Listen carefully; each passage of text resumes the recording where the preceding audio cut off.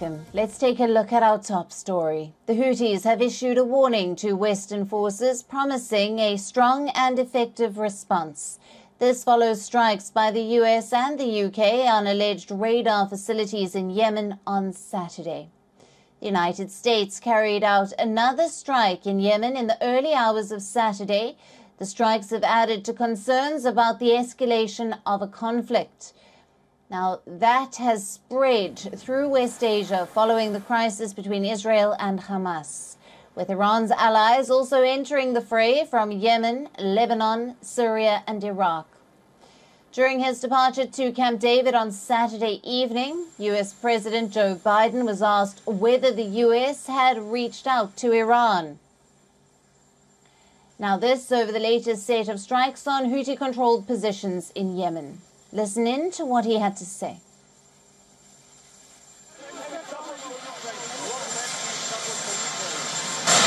What led to support for Ukraine? Well, my Republican colleagues don't fund Ukraine. We're going to have an awful lot of support. Any comments on? Earlier on Friday, the US president labeled the Houthis as terrorists. This, even as the White House maintains that the United States was not courting war with Yemen, but would not hesitate to take further action. I've already delivered the message to Iran. They know not to do anything. We will make sure that we respond to the Houthis if they continue this outrageous behavior. In response to the strikes, the Houthis held military exercises in Yemen's northwestern province of Sadr on Saturday. In a video released by the group, officials were filmed watching a series of military exercises, including mortar launches and militant maneuvers.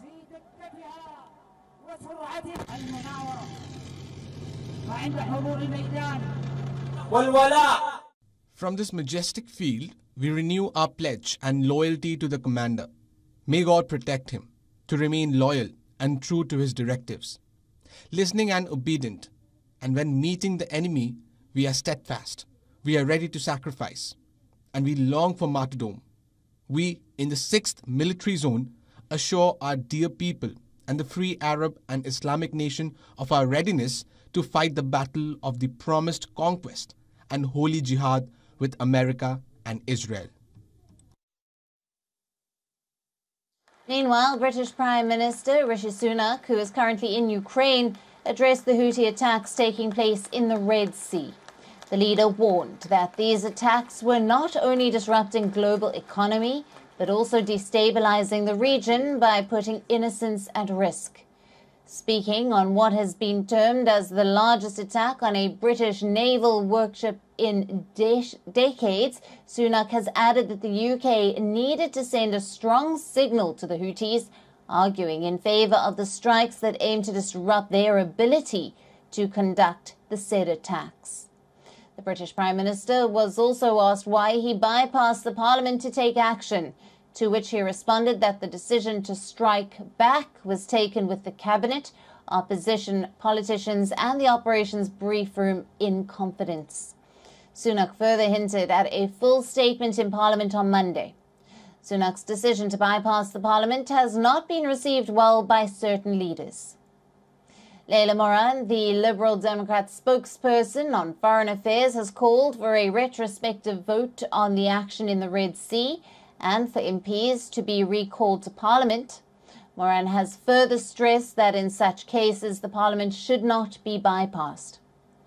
On the flip side, British Foreign Secretary and former Prime Minister David Cameron has hinted that Britain may carry out further strikes on Houthi targets if attacks on ships in the Red Sea continue. Writing for a top British media house, Cameron not only defended but praised Rishi Sunak for expediting the decision to strike the Houthis, stating that the retaliation was at last resort to multiple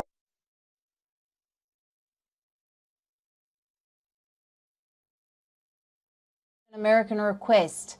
The remarks suggest Britain could join the US in carrying out further strikes, with the leader stating that the UK is willing to work with its allies and backwards with action. Now, the British Foreign Secretary further revealed that he had personally spoken to his Iranian counterpart, Hossein Amir-Abdollahian, leaving the nation in no doubt of potential consequences of the Iran-backed group's aggression.